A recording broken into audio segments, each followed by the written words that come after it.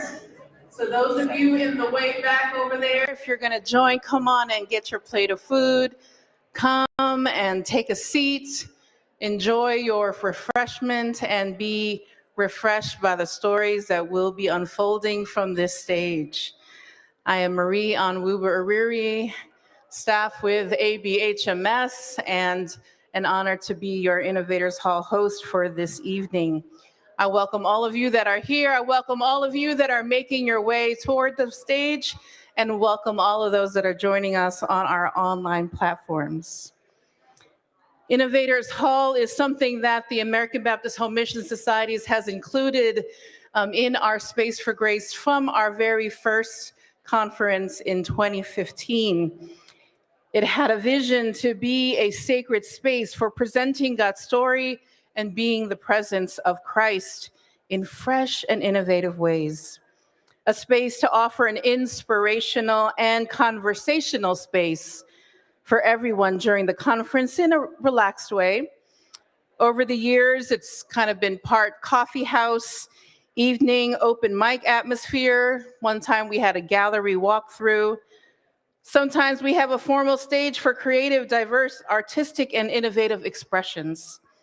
We've incorporated dance, visual art of various media types, vocal and instrumental performances, written and spoken word, humor, entrepreneurial displays, and film screenings.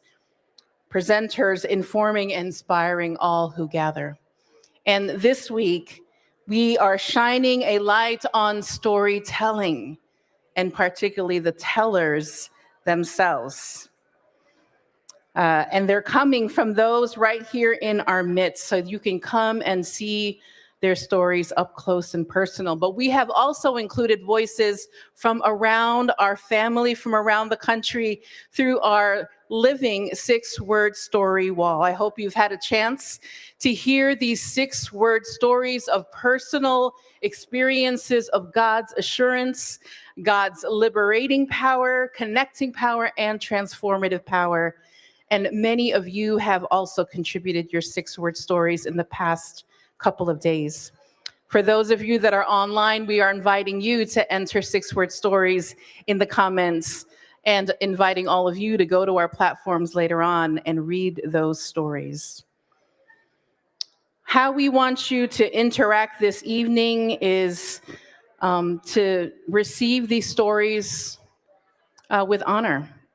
We ask you to listen intently, respond with appreciation in the various ways you might do that, whether that's snapping your fingers, gasping out loud, facial expressions, claps.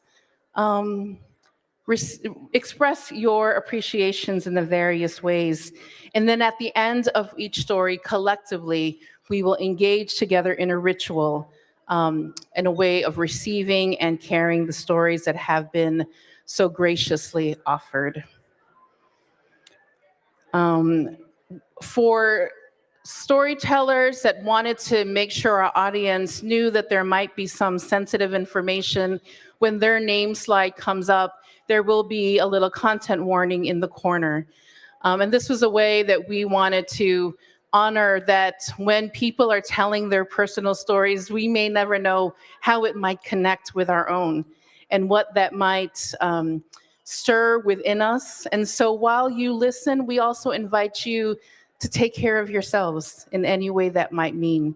You are free to walk in and out of this space.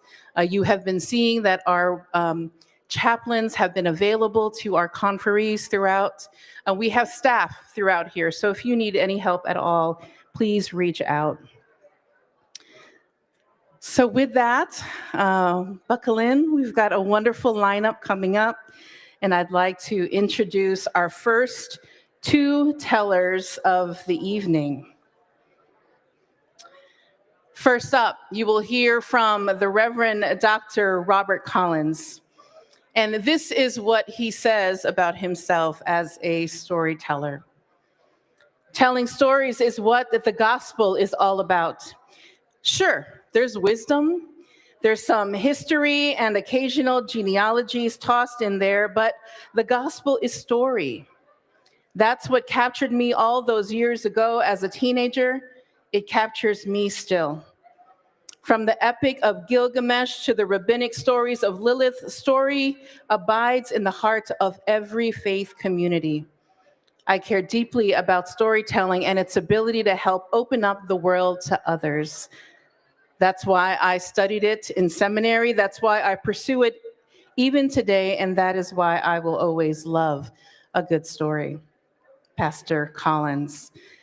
And following him, we'll have Donna Cosby Rose, Chaplain Donna Cosby Rose.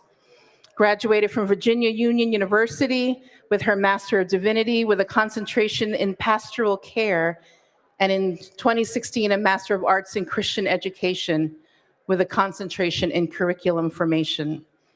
She has completed her CPE training from Virginia Commonwealth University, First Unit, and the James A. Haley Veterans Health Administration, respectively. She is a certified clinical chaplain, board certified chaplain through NAVAC, and has grief recovery method as her specialty.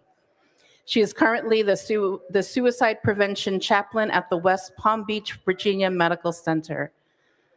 She takes pride in her grown son, Kanan Jenkins, and is happily married to Roosevelt Rose.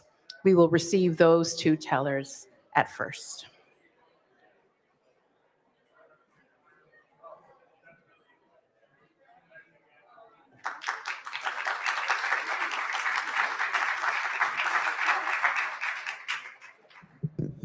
Hi, everyone. I am Robert Collins, and I once, in a fit of rage and anger, told my father at a gathering when I was 18 years old that I am the smartest one in our family. Now I'll tell you this story. I was home visiting for my first year in college, and my brother and I, who's 6 years younger than me, we were shooting BB guns in the backyard. My family lives in Fort Worth, Texas, and we were pretending to be Army snipers because that's how they raise us in Texas. It's not good, but it is the truth. My mother didn't like that we were shooting BB guns. It's illegal to do in the city limits. And so she sent my father, who was the most immature person in our family, to stop us. My father grabbed what was the third of our BB guns, poked his head over the fence near our shed and said, "Your mother said to stop shooting BB guns," and then shot us with a BB gun. He kept doing this over and over, and it was very frustrating for us. And as I was walking across the yard, I was pumping this BB gun. It was a pump action BB gun. The more you pump it, the further it shoots. And remember, we were snipers, so I needed it to pump a lot. My father jumped out around the corner of the shed, and we stared at one another. It was like one of those Westerns. Had you heard the sound, wah, wah, wah, that would have been normal. It would have been okay. I still don't remember whether it was him or me that flinched first. He would have told you that it was me. I'm not sure. But we both pointed our BB guns at each other. I shot him in the leg, and I don't remember if he shot at all. He jumped up and down, rubbing his leg, and he's like, "Oh, that's a stinger, that's a stinger." And I'm like, "Yeah, I got you. That's what you get," shooting me, acting all silly. And it was in that moment where it was a bit slow-mo, and I started to see what looked like oil spread on his blue jeans.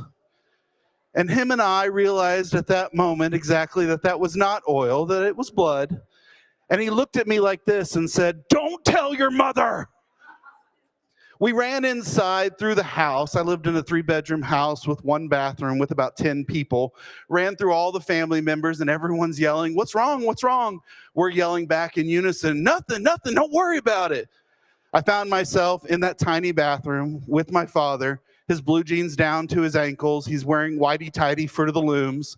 He's looking at a hole in his leg, and he says to me very clearly, "I can't find the BB." I have to walk outside and tell my mother, who had been telling us for an hour to stop playing with BB guns because someone was going to get hurt.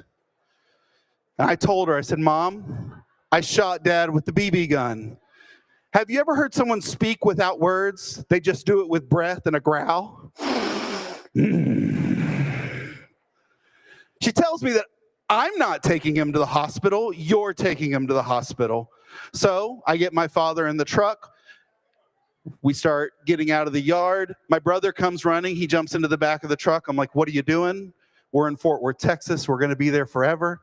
And he says, Mom says that since I was shooting the BB guns, I had to go too. I'm like, all right.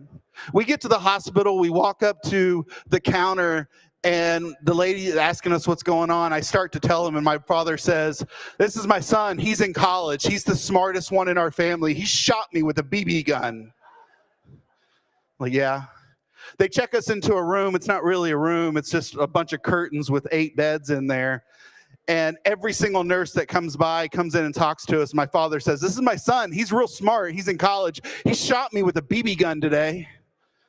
They do x-rays and MRIs and all that kind of stuff. The doctor finally comes in and says, well, Mr. Collins, we found the BB. It's 6 inches into your thigh. It'll do more damage to take it out, so we're going to leave it in. And my father says, this is my son, Rob. He's in college, and he's the smartest one in our family.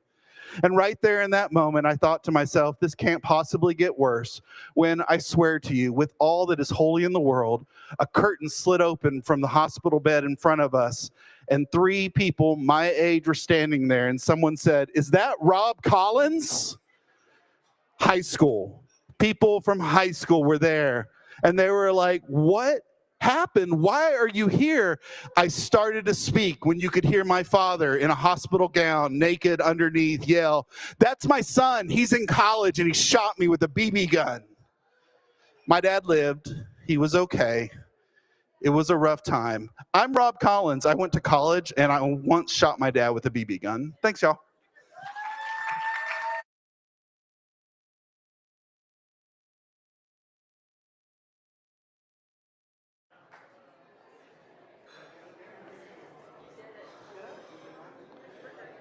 Thank you, Reverend Dr. Robert Collins. So after each story, we're going to do the ritual. And so you do the all part, and I'll do the leader. Please join me. We received this story with gratefulness.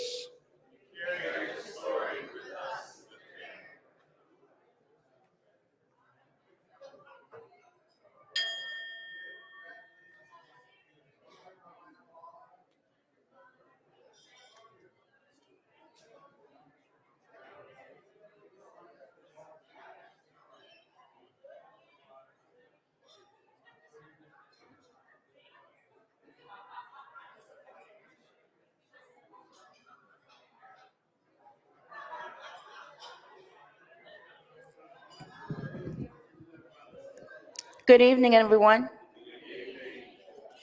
As the sign says, I'm Chaplain Donna Cosby Rose. Before I was Donna Cosby Rose, before I was a chaplain, I was just Donna Cosby Ducky, short, squat to the ground.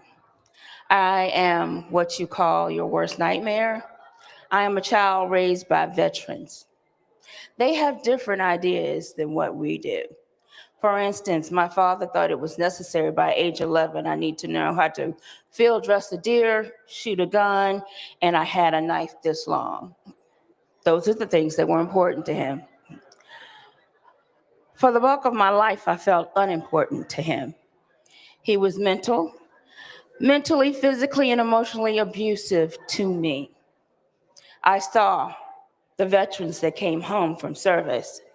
I witnessed PTSD, drug, alcohol abuse, mental health, all of that.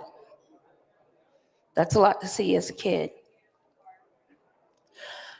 I think also the reason why I'm chaplain is that my mother set me up. When I was little, 6 or 7, my mother was the bereavement department of Pine Street Baptist Church. And Pine Street Baptist Church is in, of course, American Baptist Churches USA. And she would write every letter for anybody that passed away at our church. And I would have to deliver the letter. I could not deliver the letter by itself. She always baked cookies, a pie, cake, something, and I had to deliver that together. And as I would deliver it, she said, no, you can't go and give it to them and come back. You have to go in and sit down with them, make sure they eat that, and ask them how they're doing. So what I would do, I would go in. I said, okay, I can't leave. She ain't gonna let me leave. I got to go in here. I'd come in. They sit and eat. We talk, and we talk about the good things. See, when you're grieving, my mother taught me my first CPE lesson. When you're grieving, you do not eat.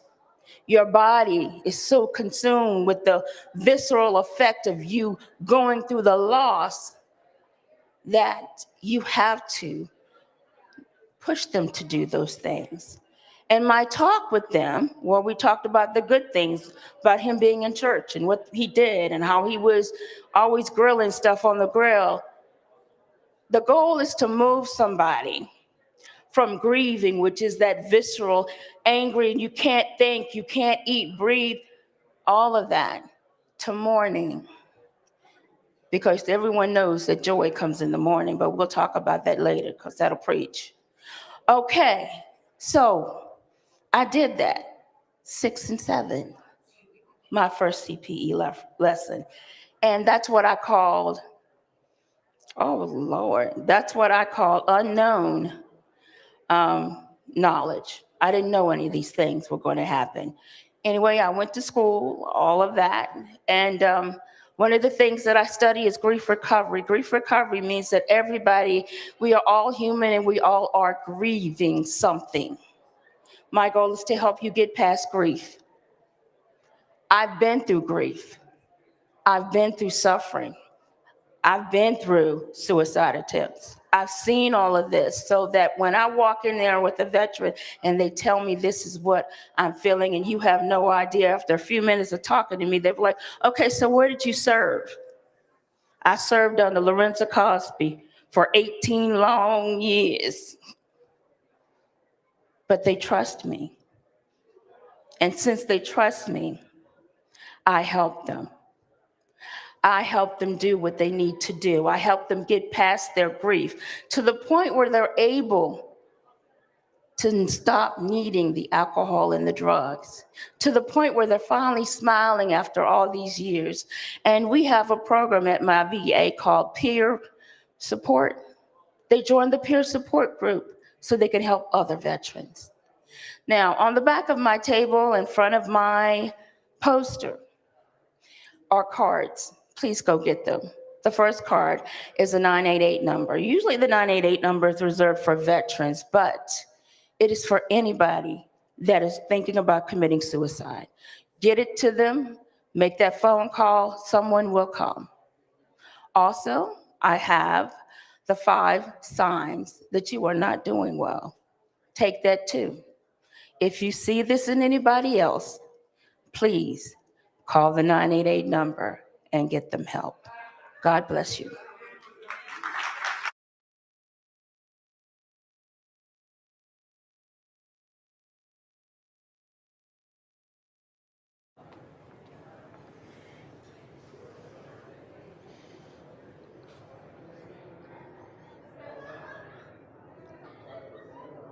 Thank you, Chaplain Donna Cosby Rose. Please join me in this response. We received this story with gratefulness.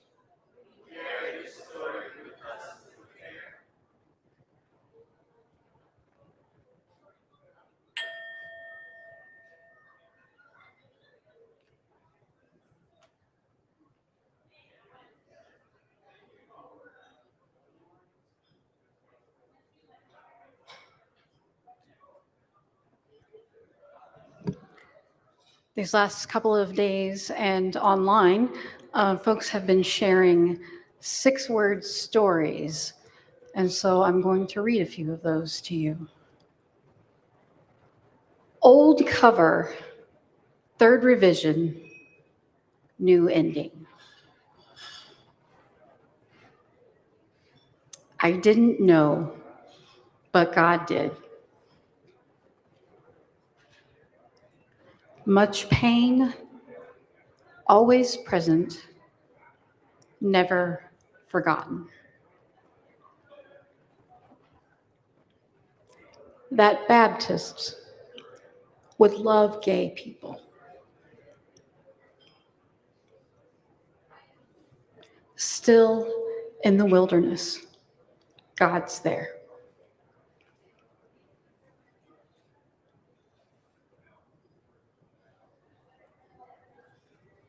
Would you join me in the ritual? Right. So that's supposed to. Right. We receive these stories with gratefulness. Carry these stories with us with care.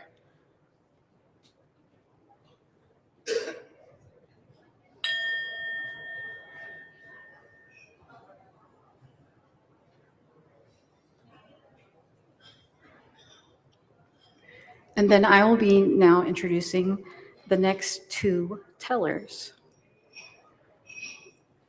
First up, Maya Perkins. Where's she at? There you are.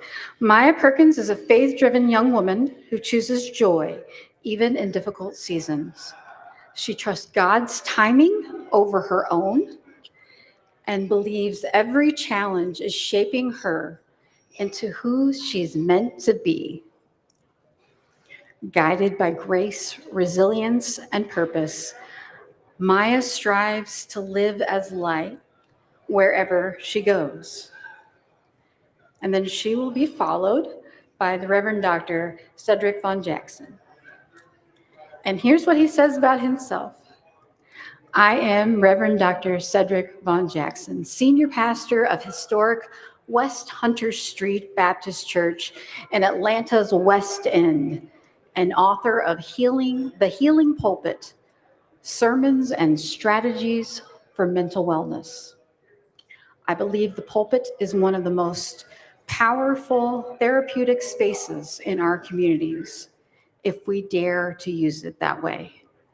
My work sits at the intersections of faith, justice, and mental health, where honest storytelling becomes a lifeline.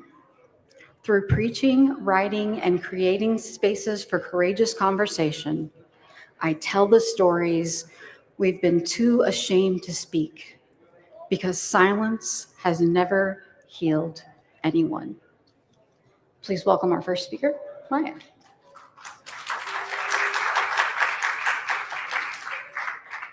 Hello, as she said, my name is Maya. And I don't know if you guys heard, but in her introduction, she said how I'm a young lady who trusts God's timing. I do try, but sometimes that does get hard. About 3 weeks ago, I was driving from Columbus. I am a high school student. I'm a senior, so prom is coming up. And I went to Columbus to find me a prom dress. So going out there, I do have my license, but I am still kind of a new driver. So going out there, my mom drove, and as we were on the highway, we saw all the cop cars and the state patrol, and we just had a conversation about, how not speeding is so important and how it can be detrimental to your life, especially because I'm so young, and not only mine, but somebody else's. So, as a teenager, I do listen to my mom, but sometimes it gets hard. It does. So she was telling me, how speeding is not good and how I should slow down. I see all the cops and, it's okay to take your time. What's the rush? So coming back from Columbus, she let me drive, and man, was I so happy. I was like, yes, I'm driving. My friend was in the passenger seat. The music was on. I thought I was, I didn't listen to her. 30 minutes into the drive, I see a cop car and I slow down, but I didn't slow down enough. I saw him pull off the road. He got behind me. As soon as I saw him pull off the road, I looked to my mom. I said, Mom, I'm so nervous. She said, it's okay. What did I tell you? She said, don't speed. I said, Mom, I'm nervous. She said, it's okay. Trust God. So I said, okay, I'm going to trust him. So he did turn his lights on like he was pulling me over. I couldn't believe it. This was my first ever experience with a cop. I've never had this. I couldn't believe he was pulling me over. So we pull over to the side of the road, and he's like, hi, ma'am, do you know that you were speeding? I'm like, no, what? I look back at my mom. She's like, I told you. I'm like, no, sir, I didn't realize I was speeding. He was like, yeah, ma'am, you were going a little fast. I did end up getting a ticket, and I had to go to court. Not very good things happened while I went to court, but that's okay. A couple weeks later, I ended up going to this man I know to make graduation shirts for me, because graduation is coming up too. He doesn't even know me. I walked in his shop new. I didn't know him. He didn't know me. By the end of that conversation about my shirts, he was telling me how he believes that I'm a purpose-filled young woman and how he believes that God showed me to stay on his path and to trust his time. And I believe that I saw that. For him to not even know me and realize that that was God trying to tell me to trust his timing was great. And I thought that showed me as a person and my character. That's all I have to say for today. Thank you.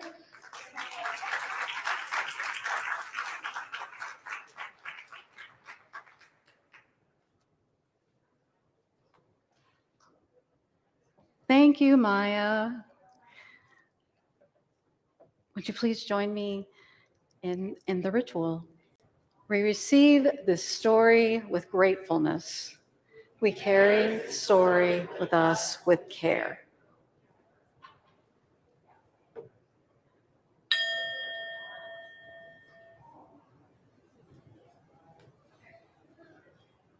And next up, we have the Reverend Dr. Cedric Von Jackson.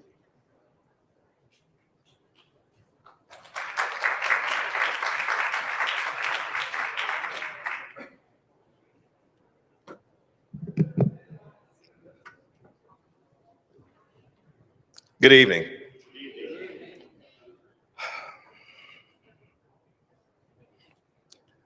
I found grace at my father's table.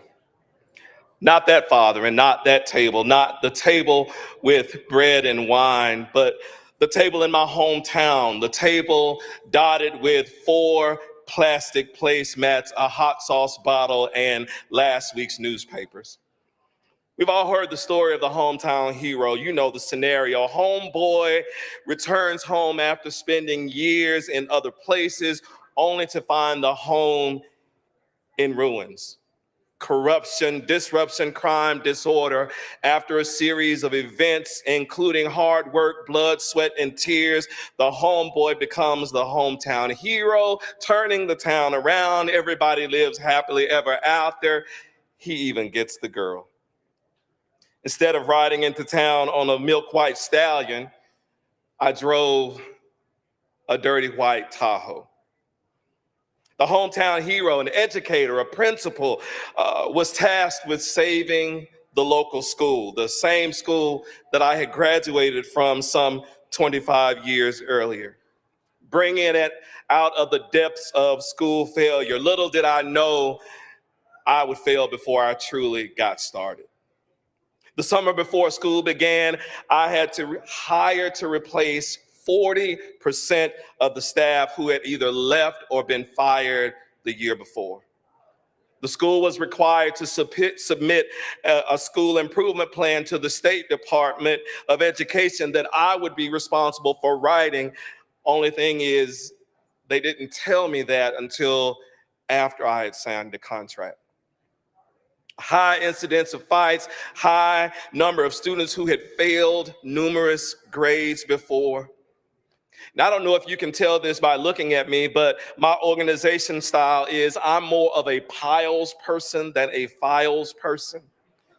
While there are piles of papers stacked on my desk that look like chaos to you, I know what each piece of paper is, where each piece of paper goes, what each piece of paper means, but not this day. This day, every sheet brought shock, every piece brought panic, every written report may as well have been written in Russian. The tiny walls of my already tight office grew tighter. The air in the room grew thicker with every voice, with every breath. I picked up the phone. Dad, are you home? Yes, son. I'll be right over. Is everything okay, son? I'll be right over. To my secretary, I'll be back. Mr. J, when? I don't know. Kitchen doors open. I fall into my father's arms. Did I tell you I was 42 years old? I fall into my father's arm. I can't do it, Dad. Do what, son? This job, Dad, I thought I could. I thought I could handle it. I thought they didn't tell me. It's okay, son. It's okay. I'm here. Do you need to talk to someone? I don't know. I don't know. I just can't. I just can't. I don't know if my parents taught me that men don't cry, but that day, manning up and hiding tears was nowhere on my list of things to do. Over the next several weeks, I did a lot of crying. Every morning I woke up, wrung the tears from last night's pillowcase to my wife, baby, can you pray before I go? She holds me. She prays. I drive my dirty white Tahoe to work. Most days I envision driving off the side of the highway. The embankment was steep enough that my vehicle would flip, and somewhere between my father's table and my wife's praying arms and that school, I found a therapist, Trazodone, Paxil. I called my pastor and I told him, I just need you to pray with me, pray for me, because I've been diagnosed with depression and anxiety. And he said, not you, Said. This is the last thing I would expect from you. You're the one with that always had all of his stuff together. He didn't say stuff. Pastor, I know it's a mask that I wear, and I wear it well. I don't know how this story ends. All I know is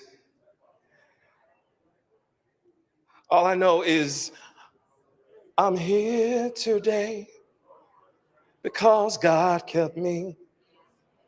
I'm alive today only because of his grace.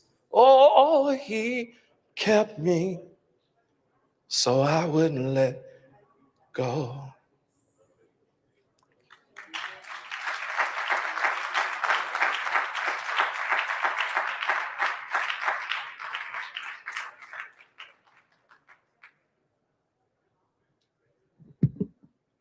Thank you so much, Reverend Dr. Please join me in this response. We receive the story with gratefulness. We carry the story with us with care.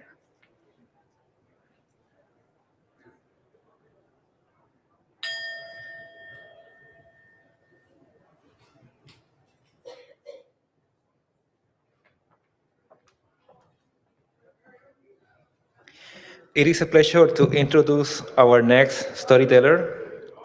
Kat Armas is a Cuban-American author, speaker, and theologian. She holds a Master of Theology from Vanderbilt Divinity School and a dual Master of Divinity and Master of Arts in Theology from Fuller Theological Seminary, where she received the Frederick Buechner Award for Excellence in Writing. Armas speaks and leads workshops at universities and organizations across the country, engaging the intersection of empire, decolonization, and the Bible. She's the author of Abuelita Faith, Sacred Belonging, and Liturgies for Resisting Empire. Join me welcoming Kat Armas.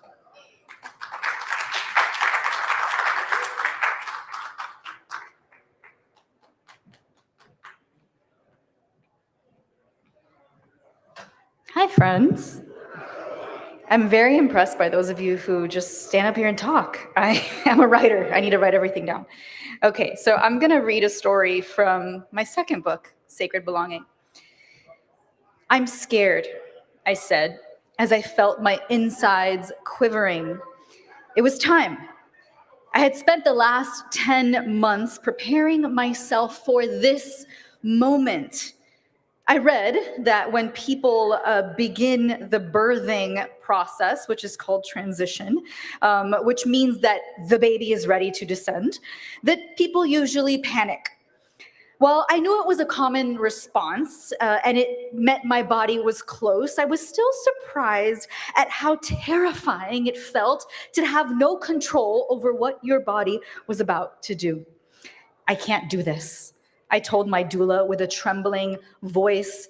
She responded, your body is going to do what it's meant to do. Trust her. I suddenly found myself in the tub with my child's head crowning visible outside of my body. With every contraction, I heard a sound erupt from inside of me that I had never heard before, a roar, a groan elicited from the core of my being. It was primal. I read once that giving birth is like flipping a light switch off and then back on and finding yourself on the moon. And that's exactly what it was like for me. An otherworldly experience. I've never felt more out of body and more embodied at exactly the same time. It was wholly material and wholly spiritual, a vivid reminder of how intertwined the two really are. Aren't the most sacred things in life this way? Now, Christmas rolled around a few months after my daughter was born, and as can be expected, I no longer saw the birth of Jesus the same way. The image of the nativity scene, as we're used to seeing, stood out to me, right? The figure of a clean and swaddled baby, animals lying peacefully nearby, Mary fully dressed and kneeling by the baby, and guests and gifts, twinkling stars decorating the scene. You'd think this image, meant to portray peace and hope, would be calming. But that first Advent as a new mother, the nativity scene only brought me angst. This image felt a far cry from the real thing. The image feels painfully far from the reality of birth. It's closer to what you would expect to find in the hospital lobby than in the bloodied delivery room. It is as though the truth of birth is too secular for Emmanuel. The incarnation is a most holy event, but what does that say about the sacred? We've come to understand the concept of holiness as uncontaminated from the realities of the world, but is this truly the story of Jesus or of his mother? Months leading up to the birth of God, the skin around Mary's belly would have stretched to contain the form of her child. What was it like to feel Jesus squirm and settle as he pressed against her organs? She probably got short of breath and had trouble finding a comfortable position for sleep at night. She might have wondered if she could possibly stretch any more to contain her son and all he would become, and each day she did. What was it like knowing she might not survive childbirth, as delivery-related deaths were not uncommon in the ancient world? Surely everyone would have known someone who had died giving birth. Was she scared? I've often said that the Bible is a book written by men and for men, and throughout the centuries, most of its interpreters and preachers have been men as well. So it's no surprise that the story of the incarnation and its renderings and interpretations thereof would glide over the messy realities of pregnancy and labor. Indeed, we're told about the politics requiring Joseph to register in his hometown, about the shepherds keeping watch, and about the heavenly hosts of angels celebrating, but we hear nothing of the blood, the nakedness, the primal groans, the fear, the strength and power of the human body. We don't hear about the first-time shrieks of new life bursting into the world. Perhaps this is where we received our first antiseptic views of holiness, from a sterilized story of incarnation far removed from its reality. We've come to understand the concept of holiness as uncontaminated from the world, but is this the true story of divinity? The story of God entering our grief, our sorrows, our joys? Like so many renderings of the narratives in Scripture, the birth of Jesus has been domesticated and dulled so that it's more palatable.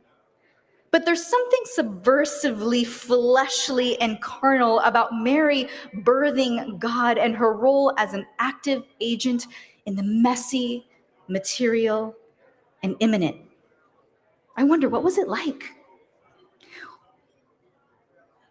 How long was she in labor? Did she stay up with anxiety, wondering if she'd survive? Did the smell of the stable make her nauseous?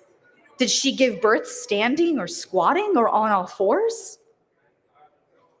The story goes that Mary and Joseph took the baby to get dedicated in the temple in Jerusalem. Now, this required several miles of walking. How did her postpartum body handle that? How long did she have to recover before getting on the road? Did it hurt to sit? How long did she have postpartum bleeding? We talk about Jesus's body being broken for us, but we don't talk enough about how Mary's body was broken for him.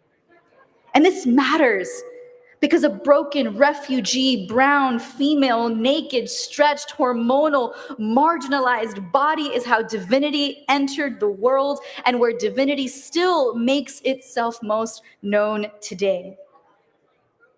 I care that God became human through a woman's womb, writes KJ Ramsey. I care that female bodies, disabled bodies, and marginalized bodies continue to be the battleground where much of the church most reduces the story of love into mere words. The nativity scene, like much of Western theology, is far removed from the very bloody and very raw process of birth, the kind of stuff that makes up our faith, right? The primal, the offensive. And while Mary's story turned out the way she had hoped it would, with a newborn child in her arms, not all stories turn out that way. What the nativity scene, as we're used to seeing, fails to show us is that our faith is made of that too. The sadness, the questions, the longing, the despair, the anger. Encompassed within the birth of Jesus is the deeply difficult and the deeply beautiful, the sacred and the profane, the spiritual and the material. Like our lives, it was fleshly and it was carnal and it was also holy.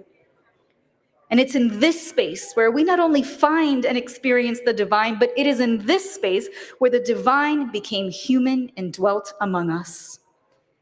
You see, the Christian empire, as I talked about earlier, might try to sell us images of what God is like, of what faith and life and spirituality are supposed to look like: clean, orderly, controlled. But the raw, unedited birth of Jesus reminds us that rejecting these images gives way to experiencing the real thing in all its messy glory. Thank you.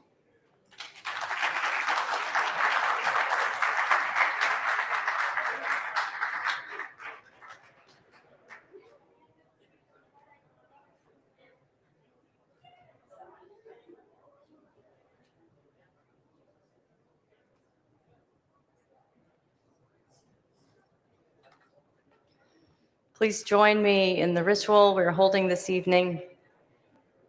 We receive this story with gratefulness. We carry this story with us with care.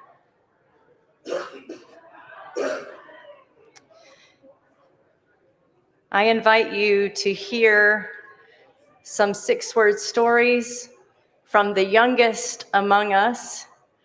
These 6-word stories were offered at our Little Faith gathering of our first cohort of the Nurturing Children Initiative. Aria writes, "Me, ball, hurt, hospital, strong, saved." And this is Cooper's 6-word story. Up, down, up, down, up, up. And Alanis. Paddling scared, moving afraid, finally swimming.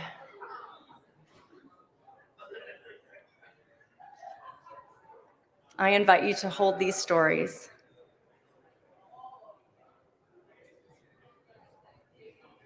Okay.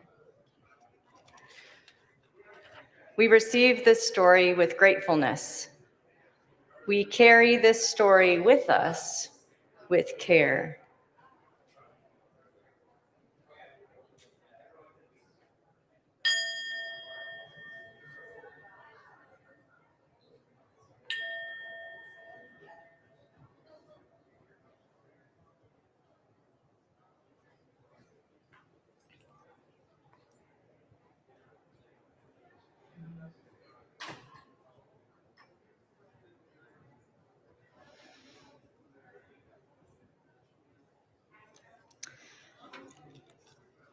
I have the privilege of introducing our next two speakers. The Reverend Lawrence Jackson Sr. is pastor of Bethany Baptist Church in Clarkdale, Arizona. He's a member of the Yavapai Apache Nation and has worked for the Bureau of Indian Affairs and Indian Health Services. Pastor Larry is a United States Army veteran, a graduate of New York Regents College and Yavapai College, where in 2010, he was named Alumnus of the Year.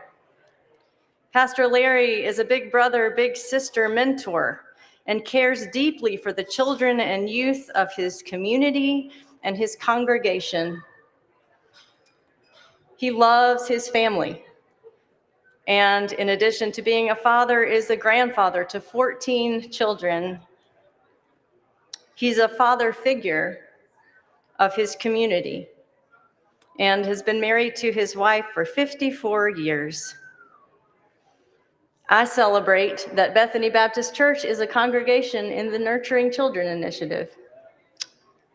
And it is an honor to welcome you this evening.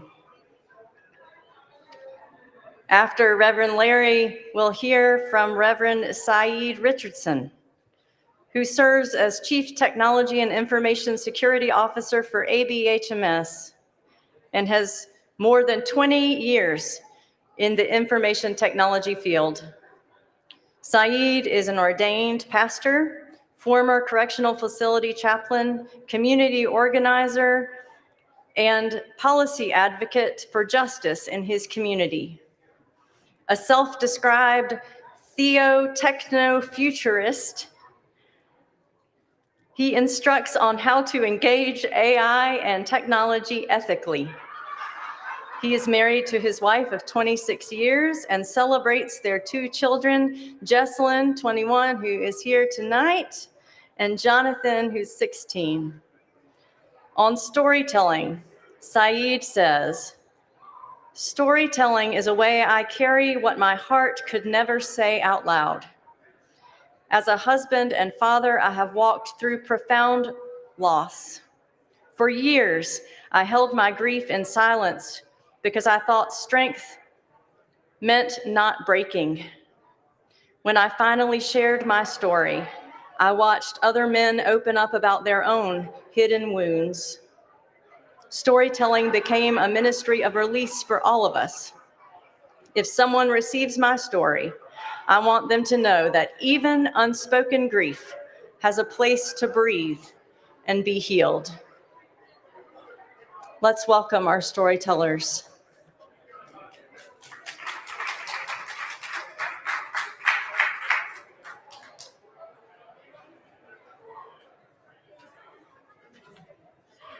Good evening. I won't take too much of your time.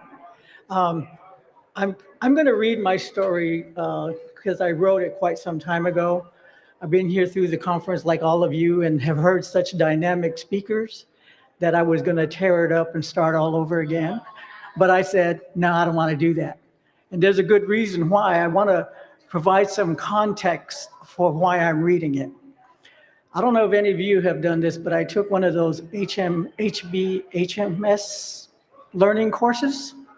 And in the course, they recommended that you take that Clifton Strength thing, right?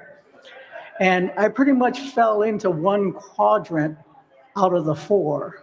And what I ended up with was being deliberate, having strong beliefs, being consistent, very analytical, and responsible. What you didn't see in there was relationship building, and influencing. So I'm not going to try and dazzle you. I'm going to just read my story, if I may, okay? Stories from our childhood are often exaggerated because the world seems so big. Our fathers tower over us. Our mothers are our blanket of security and love. Our world is our homes, and anything beyond the front door is fearful and mysterious at the same time. My story today is about both the fearful and the mysterious. For those who have ears to hear and eyes to see. Jesus spoke in parables because understanding of the kingdom of heaven was not given to everyone. Those who did not have the understanding were because their hearts were callous and dull in spite of having eyes and ears. What they were seeing and hearing was not reaching the heart. And so it is with us. If we have callous and dull hearts, we cannot have the passion and love of Jesus with those around us. Nelson Mandela's most famous quote on language is, "If you talk to a man in his language he understands, that goes to his head. If you talk to him in his own language, that goes to his heart." It highlights the importance of connecting with people without judgment or personal bias. My heart language, my life language was from the darkness of a back seat of a car going down a dark road at high speed with my brother holding me to make sure if anything happens, we would be together. My father was at the wheel with a can of beer and more in a bag on the floor of the front seat. The only light that to be seen was the occasional oncoming car headlights and the fear that came with it. Laying on the floor of the back seat in the darkness with my brother became my heart language because it has always been the darkness that has overshadowed my life. The darkness of loneliness, the darkness of the streets, hiding unknown dangers around every turn, whether real or not. And the darkness of a movie theater that provides the perfect world where you can be among a crowd of people and still be alone. The legacy of Native Americans in the late 40s, 50s, and 60s was the migration away from the reservations, the catalyst being service in the war, which provided financial resources, job training, and relocation opportunities. This resulted in a generation of Native children becoming disconnected from extended families who remained on the reservation. My family became one of the many that lived our life without roots or connection. In the urban setting, my parents found connection in the local taverns where other urban natives gathered, and often the results were a home of insecurity and uncertainty. And darkness became more appealing. The darkness of solitude, the darkness of distance, and the darkness of a facade. So where does one find the comfort in darkness? In relationships that require no explanation or commitment, just the ability to fit in and keep a low profile. So the parable is, a man grew up in darkness, not because he could not see, but because the blanket of fear covered his eyes. So in the darkness of the blanket, his eyes became useless. So he began to see his life through hearing and touch.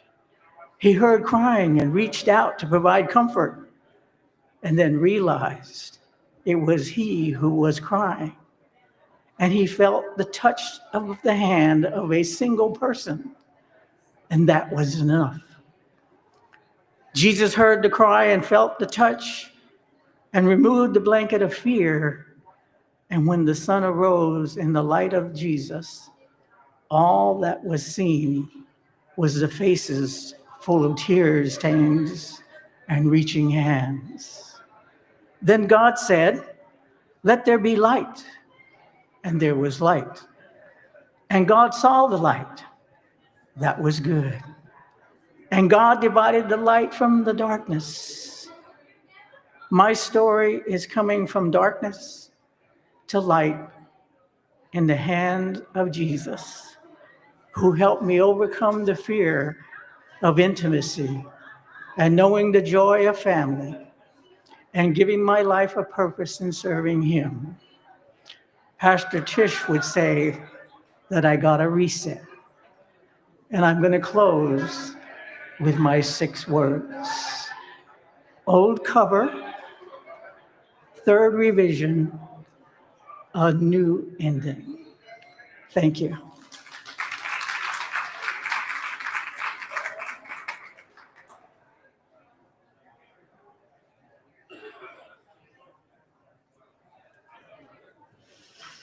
We receive this story with gratefulness. We carry this story with us with care.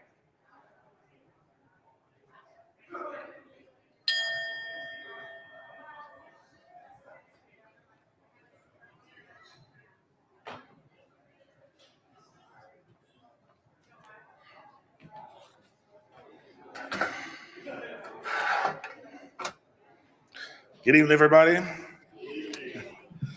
My name is Saeed, and I'm coming to you tonight as a husband, as a father, and as a man shaped by grief that I never expected to carry. And this is my story of my 7 losses, my 1 return, and the 2 I got to keep. I remember 24 years ago, my wife came to me excited about having our first child. And I remember the day, weeks later, when she called from the doctor's office because there were tears in her eyes because we had lost our child. And that was the first of 7 that we lost in the 2nd and 3rd trimesters. The hardest moment came with the last loss. It was the 3rd trimester and everything went wrong. In the ER, I watched doctors transform an office into an operating room because every other room in the operating department was full. I watched as they fought to save her life while our baby was already gone. I remember the smell of blood. I remember the sound of every cut as my baby's body was broken. And I remember feeling the vibrations of broken bone and flesh through my wife's body, unable to do anything but pray and fold silently inside while my wife was unconscious in my arms. She survived, thank God, but she couldn't walk for weeks, and I couldn't shake the thought that she almost didn't make it. And while I stood strong for her, I carried my own grief in silence because that's what men do, right? We absorb it, we hold it, and we keep on moving. Years later, a friend of mine asked me to co-lead a ministry with her for couples who had experienced pregnancy and early life loss for their children. I agreed, and when I stepped into that space, something unexpected happened. The men came to me quietly, privately, asking questions they had never said out loud. How do I help my wife when I'm falling apart too? Am I wrong for being angry? Why does nobody ask how I'm doing? Am I still a father? What happened to the body? And I would find that answer out a year later. I realized then that my story was not just my own, because men are grieving all around us, but nobody teaches us what to do with that heartbreak. And honestly, it feels oftentimes like nobody cares either. We're expected to fix things, but grief can't be fixed. Grief has to be honored. The most compassionate thing anyone ever did to me on that horrible night was when the OBGYN paused and said, "I'm sad to share that it's a boy and his body is in pieces. Do you want to see the baby?" I said no, but I never forgot the tenderness in her voice. I never forgot how she told me it was a boy. I never forgot how she told me it was the first time I felt like someone saw me in the room. I share this because, like the men I serve, no one ever asked me how I felt. People will say it's not my body or my pain, but those babies held 23 of my chromosomes, and they were created from my body too. People will say that it's not a body until birth, or if it's not a baby until birth. If it's not a baby, then how do you hear a heartbeat? How do you fall in love? And how do you hurt so bad when it's gone? People will quip about how I'm not a woman and I don't know what it's like to go through labor. But they don't know what it's like to be a man fighting through tears and losing your baby with an unconscious spouse in your arms. And that's why I'm telling this story now. These birds remind me that fatherhood isn't measured only by the children who made it into our arms. It's measured by the ones who shaped our hearts, by the ones we were forced to release, and by the ones we fought not to forget again and again. My story isn't about loss alone. It's about discovering that masculine strength can whisper and still be strong. It's about becoming the kind of man who could stand with other brothers in their pain too. It's about remembering the one that I had to give away after 3 days. That's a whole other story. And it's about looking forward to a future in glory when I can see the faces of my children for the very first time. I thank God for the 7 orange birds that I lost and I'll see again. I thank God for the 1 yellow bird that I had to return. May God bless her wherever she is. And I thank God for the 2 green birds that I was able to keep. And this is one of my 2 that bless me every single day.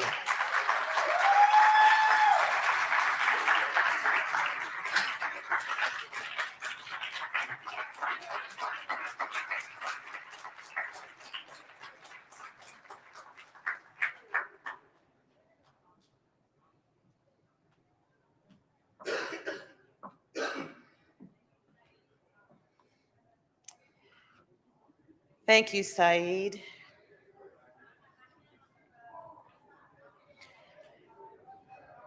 We receive this story with gratefulness.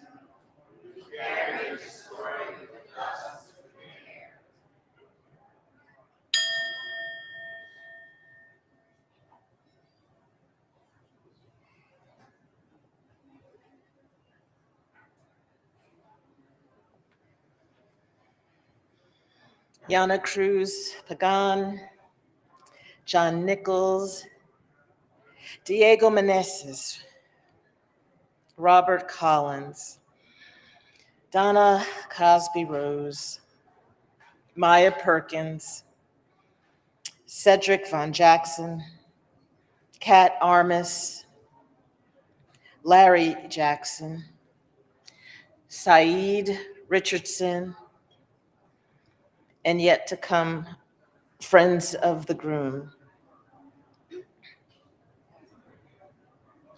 You are all letters of God to us.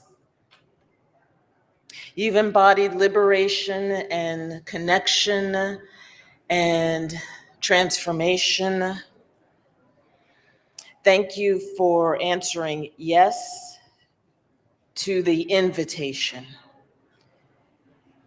You've taken risks, told your truth, and I pray you found this to be a safe place to share. We were listening. God was listening too. Thank you. And as part of our thank you, there will be a gift of a Judson Press gift card that I will share with you also. Thank you.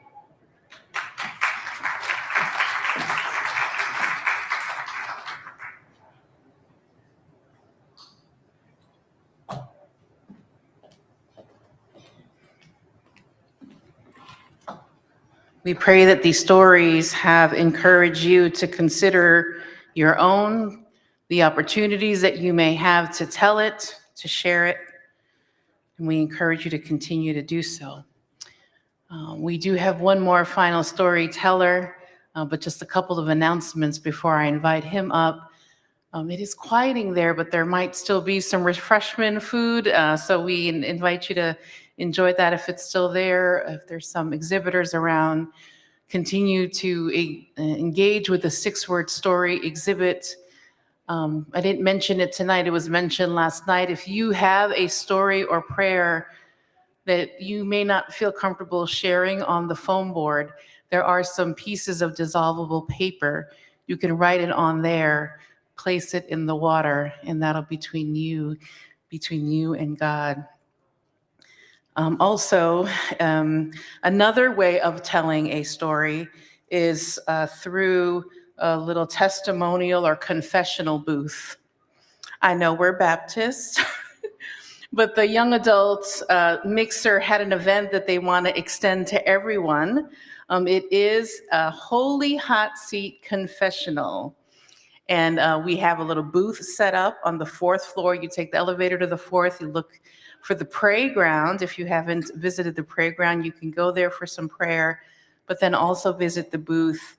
And it's just a way to kind of respond to some prompts and kind of tell your story in that way. And we would be sharing it on socials. So if you know, you know. So we invite you to that. That'll be open from tomorrow, only between 5 and 6 p.m., 4th floor.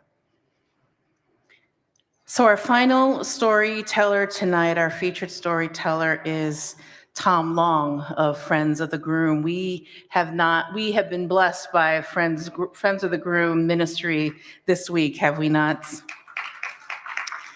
And Tom is a director, playwright, and chief storyteller of this Christian theater company from Cincinnati, Ohio. This is a University of Cincinnati theater. He is a University of Cincinnati theater graduate who has published religious plays and musicals, and has received Christian and Theater Arts Awards, 2 Telly Awards, and a Dove Award nomination. He is an embodiment of story, and we welcome him now.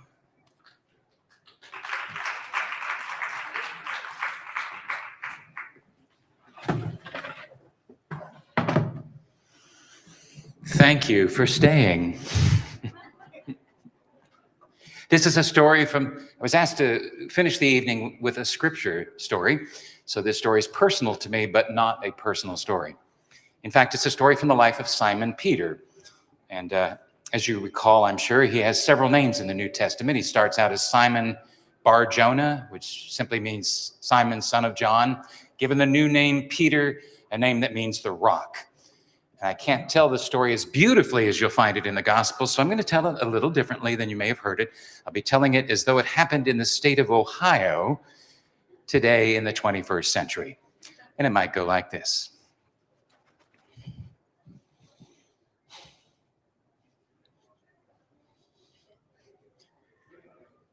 When I think of all the folks that used to hang around with Jesus, it was Jim and John and Mary and Maggie and Tom and all the rest. There's one of those folks just kind of stands out from the others, and that, of course, would have to be Rocky Johnson. That wasn't always his name. He started out as plain old Simon Johnson from Port Clinton up on Lake Erie. Si and his brother Andy Johnson came from a family of charter boat fishermen. In fact, they'd probably still be out there fishing that lake if it hadn't been for Andy. It was Andy Johnson who introduced Si to a young Bible teacher from Piqua, Ohio, by the name of Jesus Davidson.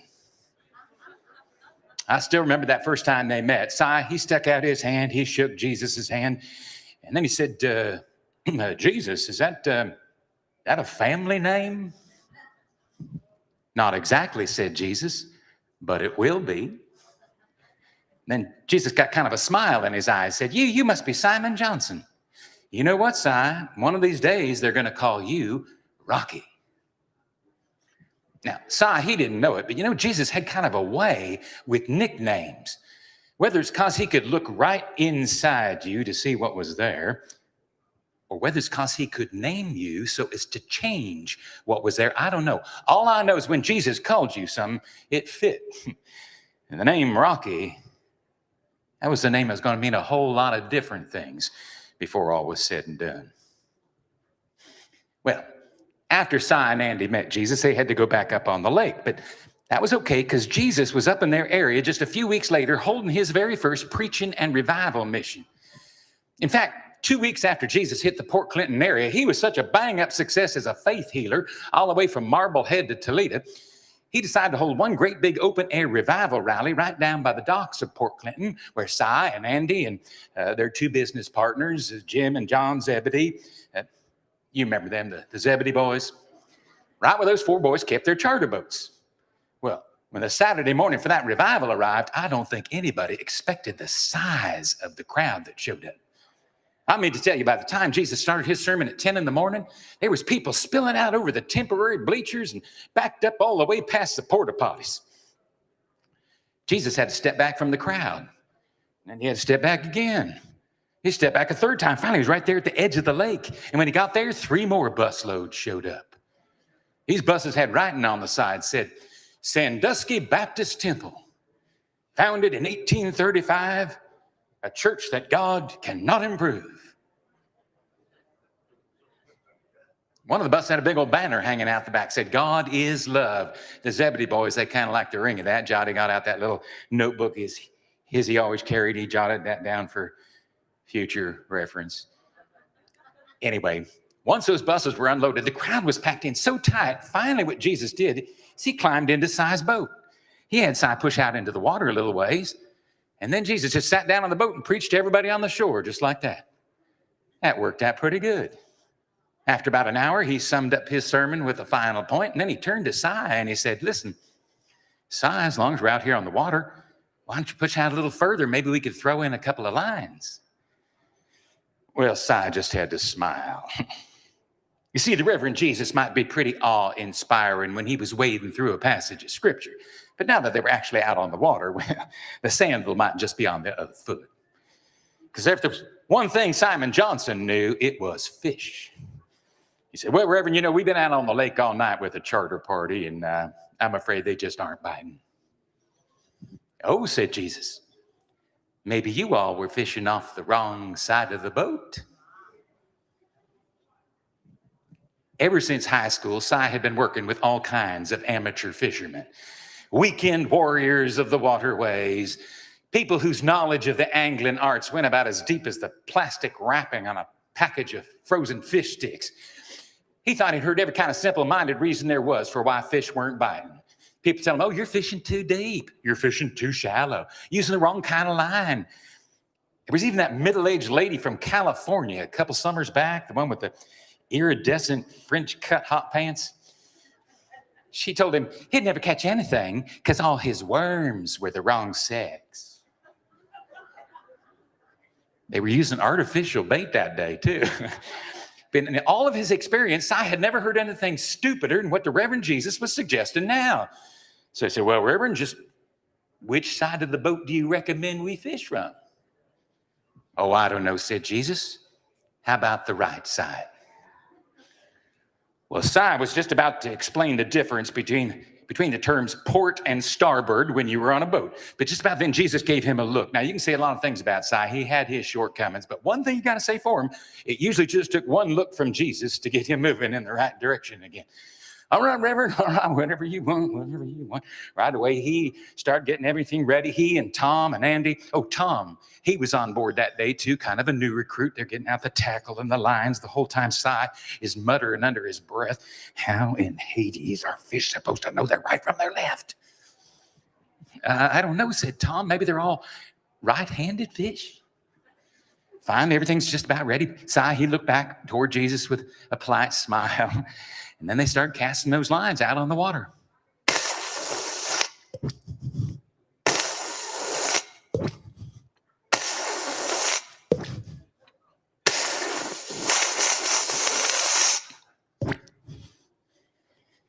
settled back, put those rods in the holders by the deck chairs, tightened them down, settled back for what they thought was going to be a long wait.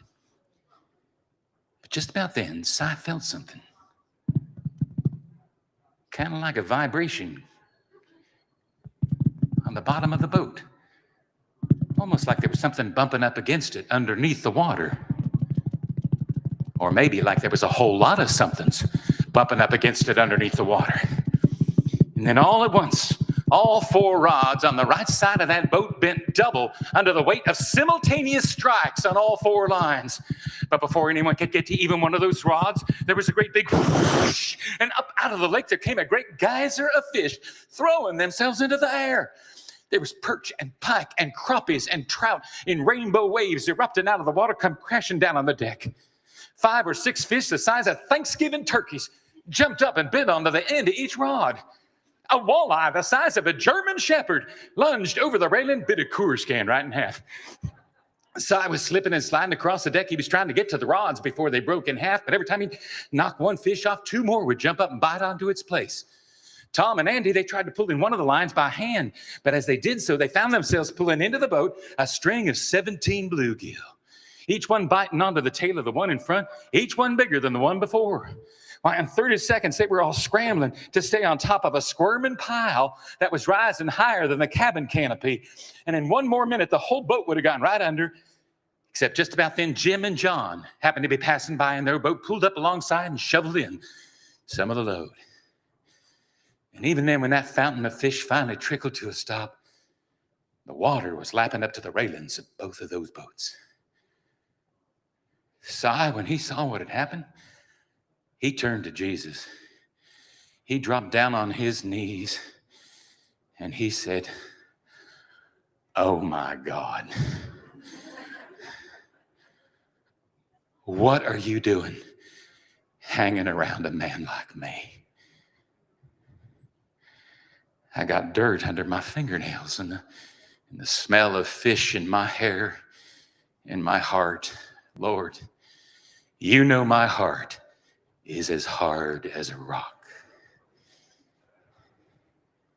Get away from me, Lord, I am a sinful man."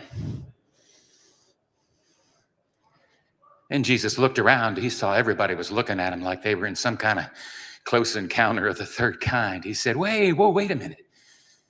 He said, "Don't be afraid." He said, "This catch here, this is small potatoes." He said, "I am going to put each one of you to work for me.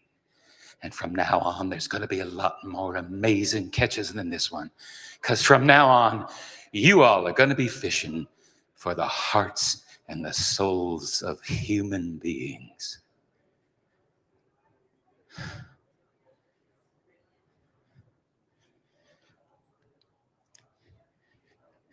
Well, they finally managed to get those 2 boats back to the shore. Old Mr. Zebedee, Jim and John's dad, he'd been watching this whole thing from a distance. He walked down at the end of the dock, he looked down at those 2 boats, and all he said was, "Holy mackerel." And Tom said, "Well, this is all right, I guess, but you should have seen the one that got away." Amen.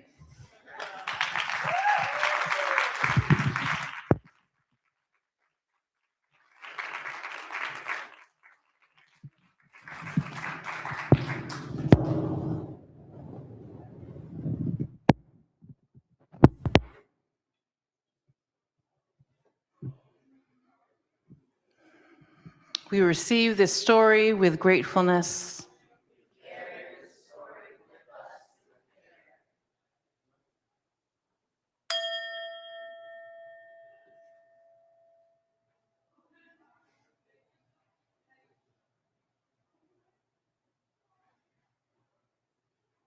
Good night.